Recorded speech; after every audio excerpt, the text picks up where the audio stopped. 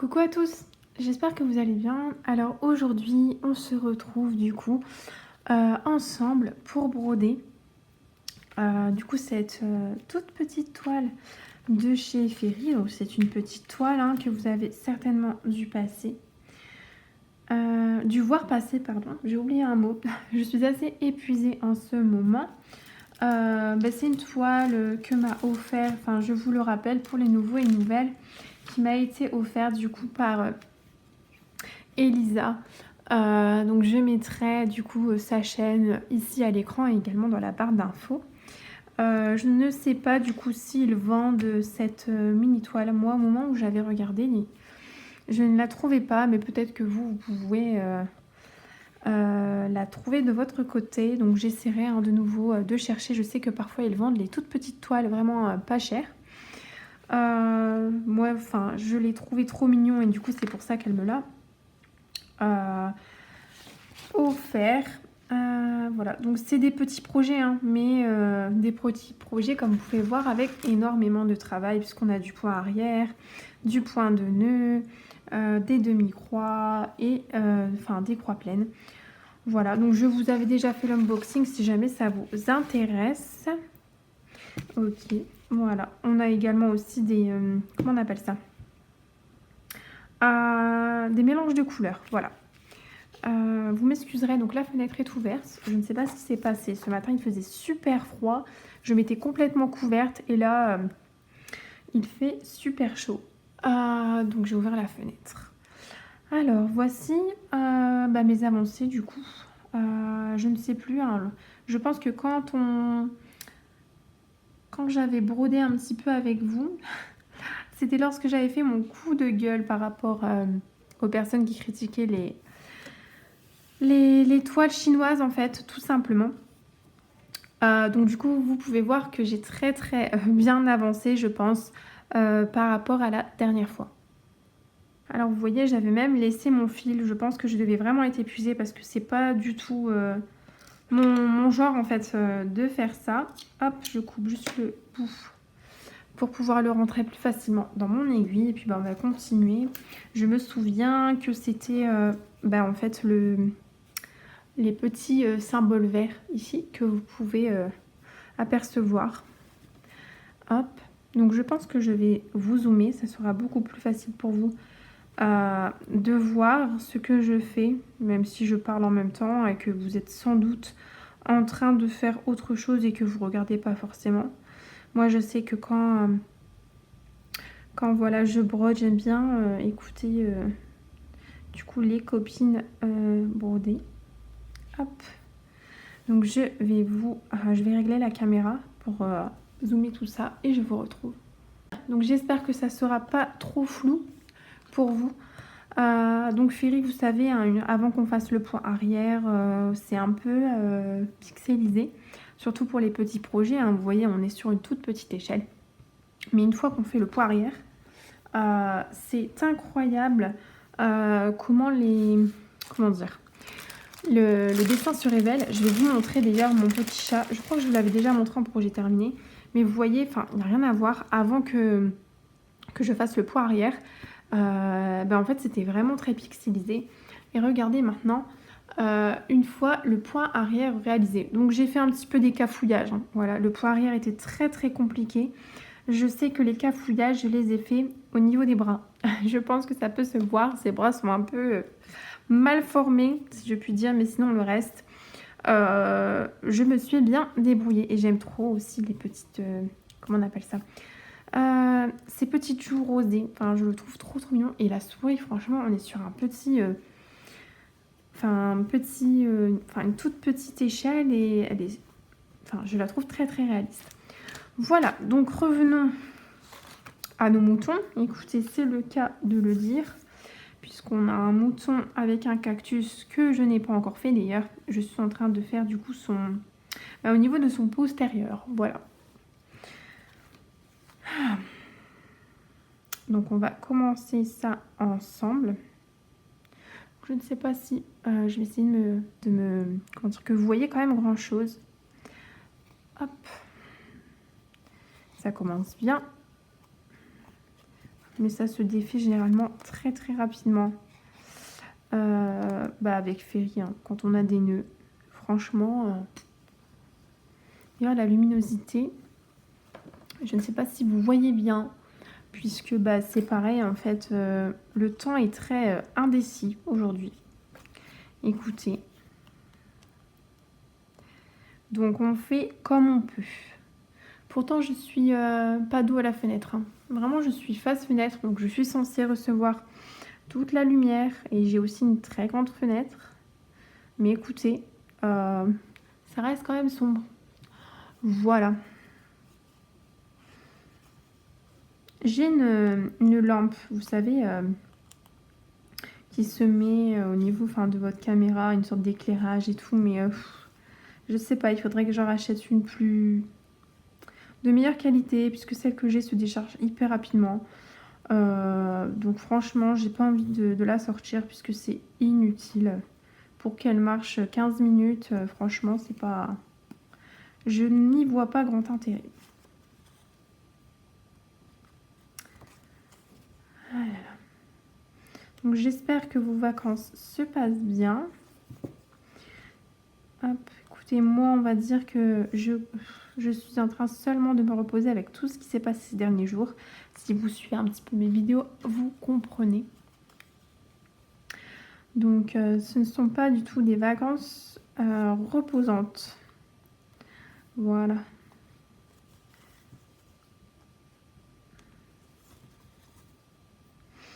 D'ailleurs, je ne sais pas si certains ou certaines d'entre vous sont réceptifs à cela, mais c'est bientôt la pleine lune, au moment où je vous parle, je crois que c'est le 9 août, ça doit être ça. Voilà, j'en parle, hein, mais... moi personnellement, comment dire, les jours de pleine lune, je sais qu'il y a des personnes qui ne ressentent pas comment dire, d'effet en quelque sorte sur leur sommeil, sur leur état d'esprit, leur morale, etc., leur motivation. Mais moi personnellement, je suis très très réceptive à cela. Ah, mais j'ai un petit nœud ici encore. J'arrive pas... Je ne comprends pas, si je tire peut-être que ça va se résoudre, je ne sais pas. Hop. Écoutez... Bon, le nœud s'est défait. Donc c'est super, vous avez la preuve que Ferry, le nœud se défait tout seul. On est plusieurs à l'avoir remarqué d'ailleurs. Hop. Je vais le remettre sur le fil de mon aiguille.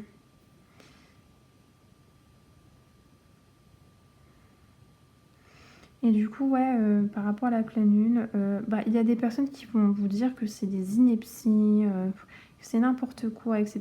Mais en fait, là, c'est même pas une question de croyance, puisque en fait, il y a vraiment... comment dire, là, je ne parle pas de croyance, vous voyez, ou d'astrologie, ou ce genre de choses. Pas du tout. Là, dans un premier temps, je vous parle du fait que tout ce qui est physique, en fait. Vraiment, des choses que l'on peut prouver scientifiquement. Et les scientifiques ont pu s'apercevoir que si, lorsqu'il y a une pleine lune, il y a des changements dans le ciel par rapport au soleil. Ça bouge énormément. Et donc, du coup, la Terre bouge par conséquence. Et donc, du coup, nous, même inconsciemment, sans le savoir, c'est-à-dire sans que votre cerveau ait l'information, ne vous la transmette puisqu'il a l'information, c'est de l'inconscient, eh bien, il observe ces changements. C'est un peu comme les hormones, en fait, qu'on le veut ou non. Par exemple, au reste des mammifères. Vous voyez ce que je veux dire, c'est quelque chose de naturel. Donc, en fait, là, on parle même pas de croyance. Puisque malgré nous, on subit on subit, ça dépend, parce qu'il y a des personnes qui voient les côtés positifs de la pleine lune. Ils ont par exemple une augmentation de l'estime de soi, ils dorment mieux. C'est un peu comme s'ils étaient ressourcés, enfin vous voyez. Donc vraiment ça dépend des personnes. Mais voilà, là je vous parle vraiment de choses scientifiques. Hop. C'est comme, comment dire, je ne sais pas si j'étais bien cadrée. Je ne sais pas si vous en avez entendu parler aussi. C'est tout ce qui est la super lune. Enfin, moi j'aimerais trop en voir une. J'aime beaucoup regarder tout ce qui est constellation, le ciel, enfin ça me passionne énormément.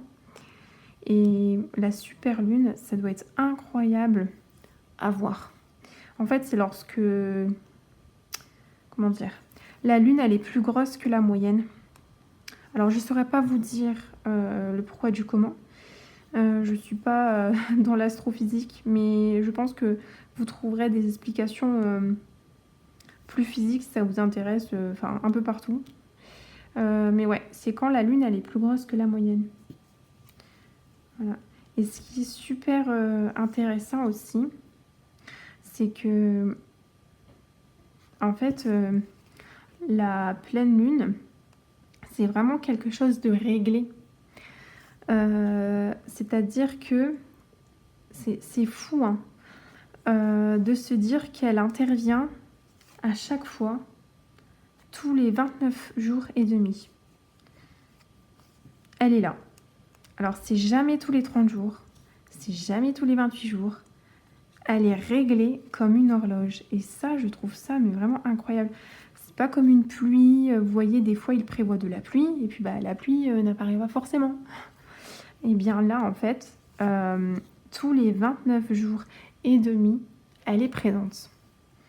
Et je trouve ça incroyable. Donc, en fait, globalement, chaque mois, vous avez une pleine lune. Donc, attendez, je vais, je pense, allumer. Parce que vraiment, là, il commence à faire très, très sombre. Voilà, c'est chose faite. Hop. Voilà. Il est 17h30, mais il faisait super sombre. Là, j'arrive de toute façon à la fin de mon fil. Donc, je ne vais pas trop m'éterniser pour le changer. Du coup, ouais, je vous disais, par rapport à la lune, qu'elle intervenait du coup tous les 29 jours et demi. Et qu'elle était vraiment réglée comme une horloge. Ouais, c'est fascinant. Enfin, moi, personnellement, ça me fascine. Après... peut-être que des personnes ne trouveront pas ça intéressant. Et d'ailleurs, ce qui est intéressant, c'est le cas de le dire, c'est que la lune, en plus, c'est un symbole, comment dire, qu'on voit dans plein de cultures. Voilà. Donc, elle passionne, je compte en même temps, parce que je ne dépasse jamais 5 cases, pour ne pas gâcher du fil. Elle passionne tout le monde. Par exemple, vous voyez... attendez, hop, parce que je fais attention à mon fil.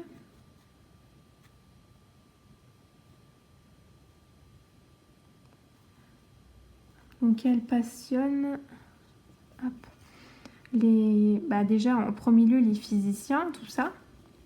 C'est logique, c'est leur travail, c'est leur devoir. Mais en plus de ça, elle passionne diverses cultures. Comme par exemple, les personnes qui fêtent Noël. Donc les chrétiens. Il y a quelque chose par rapport à la pleine lune. Ouais. En Chine aussi, il y a la fête des moissons.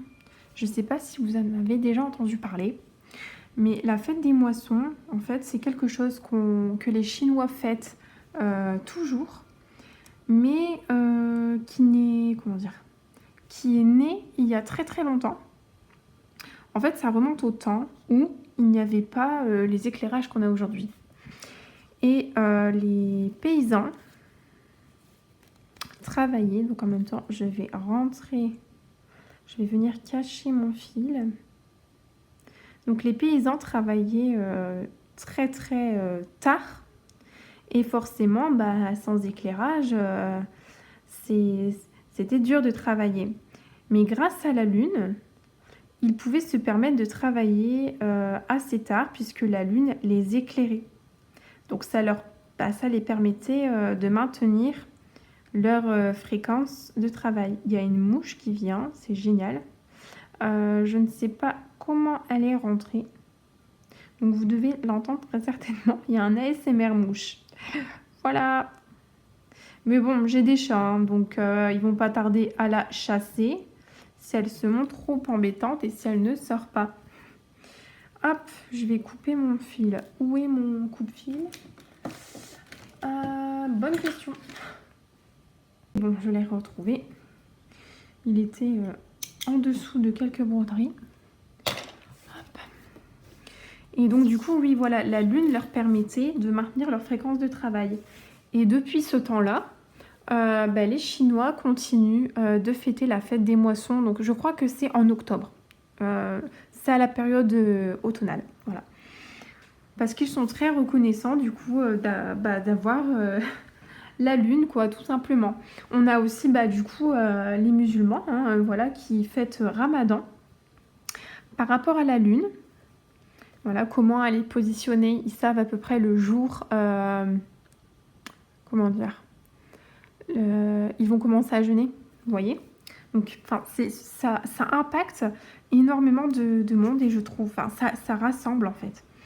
Alors, on va partir du coup sur le symbole qu'on a ici bleu et c'est 23, ok, 739. Donc 739, elle est agaçante là pour le coup cette mouche.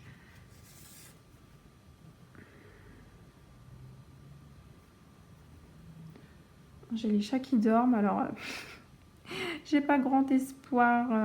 Donc il vaut mieux qu'elle sorte pour elle. Mais apparemment elle n'est pas déterminée à sortir. Donc c'est du beige. Une sorte de jaune, beige. Ah, j'avais un brin pour mon point arrière. Et si on voit, oui, la fête des moissons, c'est incroyable. Je pense que ça doit être vraiment incroyable à vivre. Et du coup, j'ai paumé mon fil avec tout ça. Est-ce que je l'aurais rangé? Non, quand même pas. Si, j'en suis capable. En parlant, franchement, j'ai tellement la tête... Je suis tellement tête en l'air. Non, je pense qu'il est ici. Enfin non, en fait, même pas. Mais je sais pas. Je pense que je suis vraiment tête en l'air et j'ai dû le ranger. Peut-être, c'est possible. Alors. Bon, c'est pas grave. Je finirai par le retrouver. Écoutez, elle a l'air d'être partie. Alors, c'est pas la mouche en elle-même qui me dérange. Hein, c'est vraiment le bruit. Le bruit était vraiment... elle faisait vraiment énormément de bruit. Au point où j'ai encore l'impression de l'entendre. Pourtant, les fenêtres sont grandes ouvertes. Mais du coup, ouais, je ne comprends pas.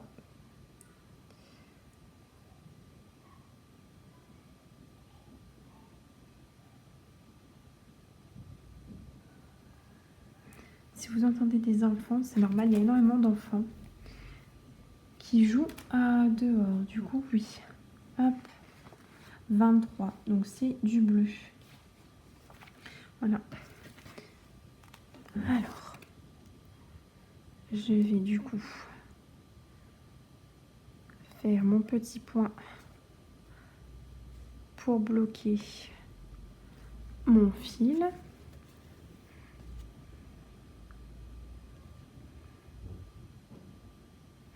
Et du coup, ouais, lors de la fête des moissons, en Chine, ils sont très très poétiques, les Chinois. Ils aiment bien attribuer, donc j'ai pas le nom en tête, mais du coup, là vous entendez les enfants. Si jamais je retrouve du coup le terme qui est attribué à cette lune, justement, lors de la fête des moissons, je vous le noterai à l'écran. Mais il ils sont très très poétiques. Et d'ailleurs, c'est pour ça, je pense qu'ils aiment la langue française, puisque la langue française est aussi très poétique, vous voyez. Il y a toujours plein de sens et eux sont très comme ça. Et ils se réunissent en famille, sur les plages, etc. Ils font des pique-niques pour observer du coup cette pleine lune. Et puis bah, c'est aussi drôle parce qu'ils essayent de manger des choses ou de reproduire des choses à l'aide de la nourriture qui pourraient ressembler à la lune. Donc que ce soit la forme ou la couleur. Et c'est trop drôle à voir. Ouais. Et puis ce que je trouve fascinant, enfin moi personnellement, hein, c'est que en fait cette lune-là, la lune que l'on voit tous les jours, le soir, peu importe, hein, que ce soit la pleine lune, le croissant, une certaine type de lune, vous m'avez compris, peu importe. Il faut savoir que la lune que vous observez, elle est plus vieille que nous, que l'homme avec un grand H. Vous voyez? Et ça, c'est super. Attendez, je vais vous... Hop. Voilà, ça sera mieux. Et ça, du coup, c'est super intéressant. On se sent, du coup, tout petit. Voilà. Depuis le début de l'histoire de l'humanité, bien avant nous, elle était déjà là. Voilà. En fait, ce qu'on regarde, des milliards de personnes l'ont regardé avant nous. Ça, c'est incroyable. C'est incroyable. Et du coup, en regardant, il devait se poser les mêmes questions que l'on se pose sur la Lune. Et peut-être même encore plus de questions, puisque maintenant on a quelques réponses, même si on n'a pas tout. Donc il devait se poser beaucoup plus de questions que nous, ou pas. Hein. Parce qu'il y a certaines civilisations, quand on s'y intéresse, je trouve quand même que elles avaient quand même l'air plus développées que nous. Hein. Quand on voit des constructions, lors des fouilles archéologiques et tout, on voit des constructions qui ont été érigées typiquement pour observer la pleine lune à un certain degré. En fait, ça tombe pile poil, mais avec une précision que même aujourd'hui on serait incapable de faire en fait. Et du coup ça, on se pose des questions en se disant, ils avaient peut-être même des connaissances, certaines civilisations plus importantes que la nôtre. On ne sait pas. Hein. En tout cas, moi j'en suis convaincue. Ouais. Et du coup, scientifiquement, bon après ça c'est chacun les croyances parce que ici on ne parle pas forcément sur ma chaîne de tout ce qui est théologie. Enfin, je suis pour la liberté des croyances, la liberté de tout en fait, de tout le monde. Hein. Mais du coup, ouais, scientifiquement, ils disent que ça proviendrait d'une collision il y a 4 milliards d'années entre je ne sais quoi et je ne sais quoi. Et la Lune est là. Voilà. Moi, forcément, je suis croyante. Donc, du coup, voilà. Je pense que si elle est là, c'est parce qu'elle a son importance et qu'elle n'est pas là par hasard. Parce que la collision, du coup, ça serait un hasard sur un chiffre. Mais en fait, c'est 1%. Enfin, c'est un tout petit pourcent, à 0,00000 sur je ne sais combien. Ça serait du coup une erreur. Sur 1 milliard, voire plus, de possibilités pour qu'elle soit là. Et du coup, ça serait pareil pour les animaux, une erreur. Pareil pour le soleil, une erreur. Enfin, c'est trop de précision, je pense, pour que ça soit une erreur, vous voyez. Et puis, j'appellerais pas ça une erreur parce que la Lune, elle sert à beaucoup de choses. Ouais. Et puis bah c'est quand même auparavant, hein, c'était quand même la seule source de lumière, quoi. Voilà, que ça soit pour la récolte ou pour autre chose, hein, la nuit, c'était vraiment la seule source de lumière. Et du coup, attendez, parce que j'espère que je suis centrée. Que je suis centrée. Bon, aujourd'hui, ouais, on a les lumières, donc on n'a plus besoin forcément de la lune pour s'éclairer. Mais elle a son importance pour d'autres choses, hein. Elle est essentielle. Elle reste essentielle quand même. Parce que faut savoir que le premier, il me semble, hein, le premier calendrier, c'était pas le nôtre. Le premier calendrier pour déterminer tout ce qui est heure et date. D'accord? C'était pas du tout notre calendrier à nous qu'on a actuellement. D'accord? J'ai peur de confondre le bleu et le vert, donc je me rapproche. Il faut savoir que c'est le calendrier chinois, d'ailleurs, hein, qui a été en quelque sorte le premier pour déterminer le temps. Voilà, donc c'est grâce à leur découverte chinoise qu'on sait aujourd'hui mesurer le temps.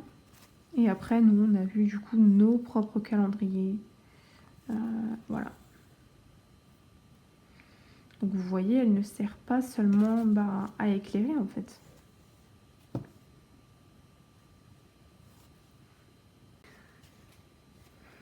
Excusez-moi, j'ai dû couper. Et puis il n'y a pas que nous qui dépendons du coup du calendrier lunaire. Il n'y a pas que les êtres humains, hein, il y a aussi d'autres êtres vivants. Comme... hop. C'est pas facile hein, de parler en même temps. Et de faire attention. Lors du printemps, quand la lune du coup elle est pleine et que la température de l'eau est propice et bonne, il faut savoir que les coraux ils diffusent leurs cellules sexuelles tous en même temps. Alors on parle pas de la même chose que pour nous les êtres humains, hein, c'est différent. Mais du coup plein de cellules sexuelles qui vont du coup faire des petits poissons, je crois. Je suis pas professionnelle de ça, mais ça j'ai trouvé ça super intéressant quand j'ai appris ça. Mais ça c'est que pendant la pleine lune, au printemps. C'est pas à un autre moment, vous voyez, parce qu'en fait, il faut vraiment que... Parce que quand il y a la pleine lune, c'est le soleil qui a une certaine distance de la Terre. En fait, il est toujours là, c'est juste qu'il est caché. Et il tourne. Et du coup, c'est vachement propice du coup pour la reproduction. Au moins, en fait, il est sûr que les coraux vont réussir à se... Je dirais pas reproduire puisque c'est différent de nous, mais à ce que leurs cellules sexuelles parviennent à vivre. Voilà, c'est ce que je dirais.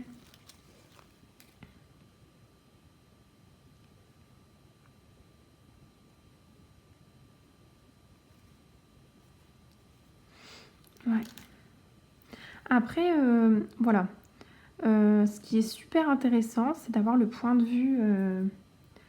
en fait, la vision qui change concernant la Lune de diverses cultures, de diverses origines, de divers pays. Parce que certaines personnes pensent que la Lune est une mauvaise chose. Vous avez certainement déjà dû entendre oui, ne sors pas les jours de pleine lune, c'est dangereux. Ou, vous voyez, c'est souvent associé à des choses vraiment néfastes. Comme par exemple, on a le mythe du loup-garou.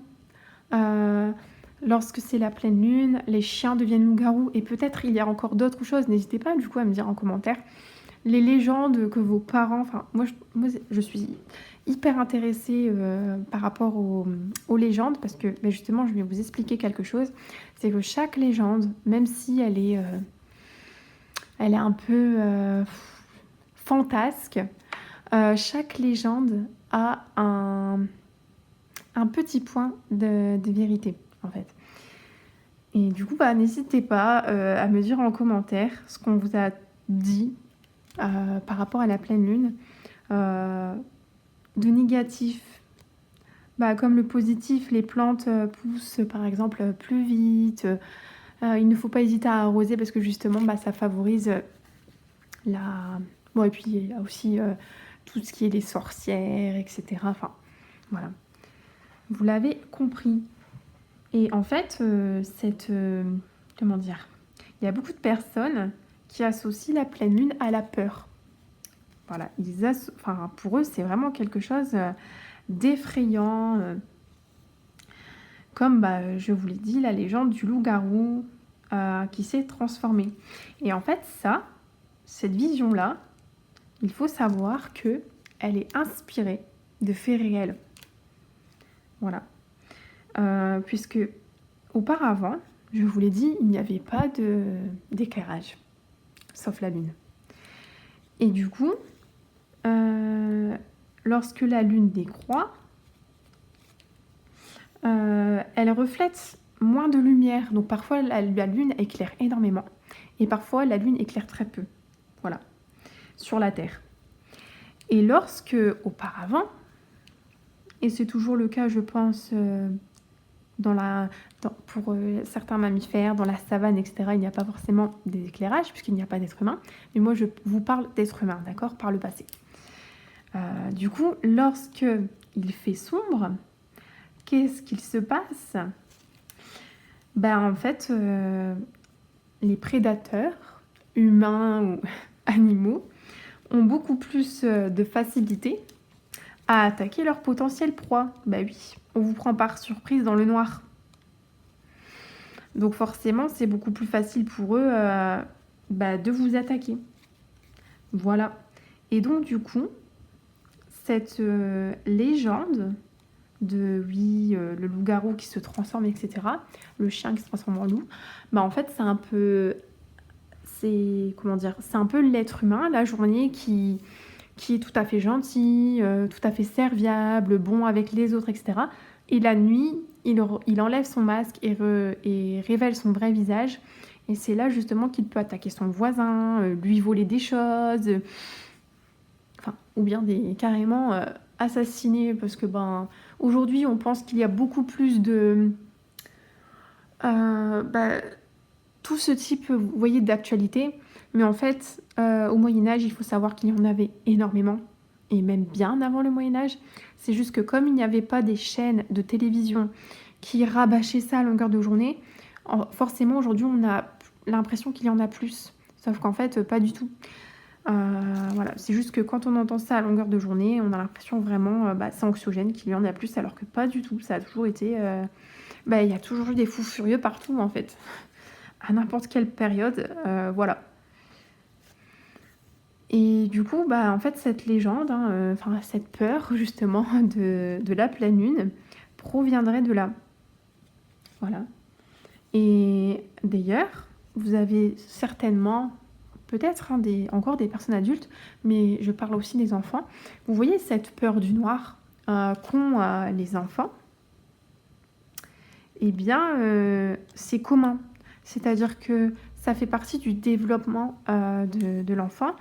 Quand votre enfant, au début, petit bébé, ils n'ont pas peur du noir, mais c'est quand ils commencent à avoir 4-5 ans qu'ils commencent à développer la peur du noir. Et puis, on dit aussi que les enfants voient des choses que nous ne voyons plus à l'âge adulte. Donc, il y a aussi ça. C'est généralement ce que les gens disent. Et moi, personnellement, j'y crois. Mais là n'est pas le sujet. Cette peur du noir, en fait, là, je vous parle vraiment des choses scientifiques, d'accord ? Qui peuvent rassembler tout le monde. Cette peur du noir qu'ont tous les êtres humains à un âge précis, Euh, en fait, lorsque vous avez ça, lorsque vous observez cela, c'est un signe que vous vous développez normalement. Et cela serait, selon les scientifiques, tous les travaux de société, de médecine qu'ils ont fait, cela serait quelque chose qui est ancré dans notre ADN, voilà. Donc quelque chose qu'on a hérité. Et en fait, vous vous souvenez quand, là justement, je vous ai parlé des choses qui se passaient la nuit parce qu'il n'y avait pas de lumière, donc c'était plus facile d'attaquer. En fait, il y a eu des traumatismes de nos ancêtres, et ça a été prouvé scientifiquement, hein. Je ne sors pas ça de ma tête, mais les traumatismes qu'ont vécu nos ancêtres, aujourd'hui, les scientifiques savent que dans notre ADN, en fait, le traumatisme a tellement été fort, je ne parle pas d'une petite chose qui s'est passée, hein, je parle vraiment d'un gros traumatisme. Eh bien, ça s'inscrit dans notre ADN, et ça se... comment dire, ça s'ancre en fait, et ça continue de perdurer. Et du coup, là, en l'occurrence, ce traumatisme-là, tous nos ancêtres l'ont vécu. Et ça expliquerait pourquoi on a tous peur du noir. Voilà. C'est cette peur du noir, on l'aurait développée pour nous protéger. Vous voyez, c'est vraiment super intéressant. Et du coup, je parle tellement que j'ai la bouche sèche, mais c'est vraiment quelque chose que je voulais partager avec vous, connaître votre point de vue. Ouais. C'est comme certaines personnes ont peur, vous savez, je crois que c'est le premier mercredi du mois. Si vous êtes suffisamment proche d'une caserne, vous entendez la fameuse sonnerie. Et certaines personnes qui ont eu des personnes de leur famille qui malheureusement ont fait la guerre, où il y a vraiment eu un réel traumatisme, dans les gares, etc. Vous voyez ce dont je veux parler. Voilà, je ne vais pas rentrer dans les détails, mais vous m'avez compris. Eh bien, certaines personnes continuent à être horrifiées et se sentir très mal sans savoir pourquoi quand ils entendent cette sonnerie en fait. Déjà, c'est pas une sonnerie très agréable à entendre. Et en plus de ça, ouais, les personnes qui ont vécu cela, voilà, vous savez pourquoi. J'avais même vu un phénomène de société, enfin j'en avais entendu parler. C'est que par rapport à ce qui s'est passé, il y a toujours plusieurs génocides en cours. Voilà, l'humain n'a toujours pas compris qu'on avait autre chose à faire que de se massacrer.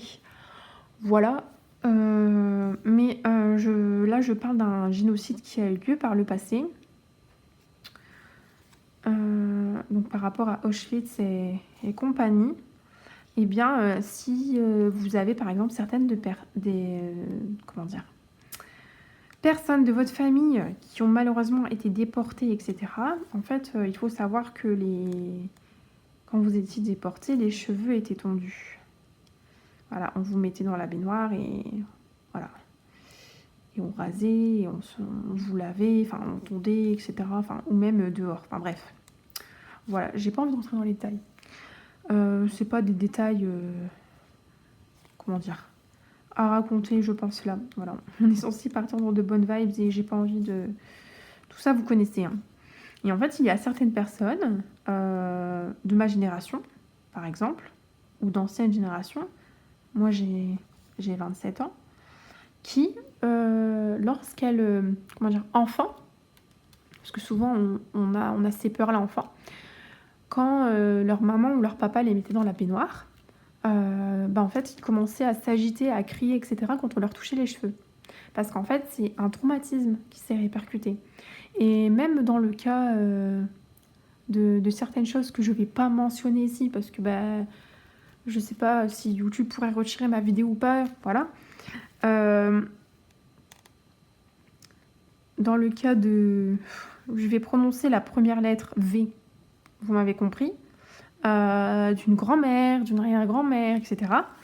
Eh bien, les petits-enfants peuvent sentir les souffrances, enfin inconsciemment, de la personne de la famille qui a été touchée. Enfin, vous voyez? Enfin là, on s'écarte un peu du sujet, mais c'est vraiment pour vous dire que la peur du noir, ben, c'est vraiment quelque chose que tous les êtres humains ont hérité. Voilà. Donc n'hésitez pas du coup en commentaire, je vous lirai avec plaisir. Donc je lis tous vos commentaires hein, à chaque fois. D'ailleurs, bah, je suis contente parce que bah, on m'a dit que mes vidéos étaient intéressantes et qu'on aimait m'écouter. Donc écoutez, ben moi ça me fait plaisir. Voilà. Ça me fait plaisir parce que ben, d'être écoutée et puis surtout, je vais pas dire comprise, mais d'avoir des centres d'intérêt communs avec d'autres personnes, ça fait toujours plaisir de partager, de réfléchir. Voilà, c'est toujours plaisant. Voilà. Surtout, bah, en fait, moi, on m'a toujours dit, déjà petite, hein, j'ai toujours été, on va dire, mature sur certaines choses. Je m'intéressais à des choses qui n'étaient pas de mon âge. Et du coup, à chaque fois, enfin, les jeunes de mon âge hein, me disaient toujours que, je vais vous dire la phrase, hop, ça bouge, on n'est pas dans le même délire. Voilà, parce que moi, mon délire, c'est pas forcément de regarder certaines choses à la télé, ou moi, mon délire, c'est pas forcément le maquillage, vous voyez, les choses, on va dire, des jeunes de mon âge. Ou tel film qui est sorti au cinéma, ou une certaine mode vestimentaire, ou telle star qui a fait ceci. Moi, tout ça, ça m'a jamais intéressée en fait. Et du coup, moi, comme j'ai des centres d'intérêt un petit peu spécifiques qui correspondent pas forcément à mon âge, et bien du coup, bah, ça a toujours été dur pour moi. Si, quand j'étais comment dire, dans un lycée d'art et de photographie, alors là, j'ai trouvé plein d'amis fantastiques. Vraiment, parce qu'on était tous comme ça. On était tous très ouverts d'esprit, à s'intéresser sur tout et rien. Vraiment. Mais sinon, en dehors de ce lycée-là, ça a été compliqué pour moi de trouver des gens comme moi. Et sur YouTube, bah, je retrouve ça. Et du coup, bah, que vous me dites que ça vous fait plaisir et que je parle de choses intéressantes, bah, moi, ça me fait beaucoup de bien. Du coup, il faut savoir que voilà, je lis tous vos commentaires. Alors, comment dire, je réponds pas tout de suite sur le coup. Donc ce que je fais, c'est que je mets un j'aime à votre commentaire et je le like. Donc ça veut dire que je l'ai lu. Voilà, je le dis pour ceux qui m'écoutent. Et du coup, la réponse, elle vient plus tard. Voilà, en fait, généralement, je réponds le soir aux commentaires. Mais il se peut que je ne vous réponds pas le jour même parce que je suis super fatiguée, voilà. Du coup, je peux vous répondre 1 à 2 jours après, mais j'ai déjà lu votre commentaire. Immédiatement, quand vous me laissez un commentaire, je le lis. Voilà. Et généralement, comme il y a une vidéo qui sort à peu près tous les 3 jours, ce que je fais, c'est que avant de publier la vidéo, des fois, parfois, elle est déjà programmée, mais avant qu'elle sorte, je réponds aux commentaires de mon ancienne vidéo. Comme ça, vous avez votre réponse et moi, ça me fait pas trop de commentaires à gérer parce que pour moi, j'estime que vous avez pris le temps de me laisser un petit commentaire. Et pour moi, j'estime, hein, alors je critique pas les autres personnes qui ne répondent pas à tous les commentaires, hein, il n'y a aucun problème à ça.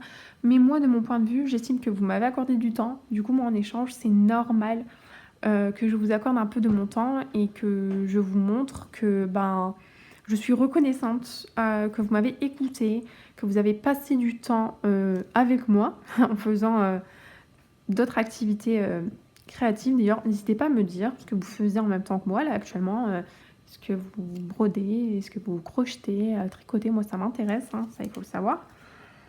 Hop, d'ailleurs je pense que là je vais arrêter mon fil. Ouais, parce qu'ici ça sera trop loin. Et du coup, ouais, je suis vachement reconnaissante, ça me fait très plaisir, donc forcément je vous réponds. Hop. D'ailleurs, je pense que je vais vous laisser là, parce que j'ai du pain à cuire. Voilà, comme ça vous connaissez ma petite vie. J'ai fait du pain viennois. Vous savez, c'est un espèce de pain brioché.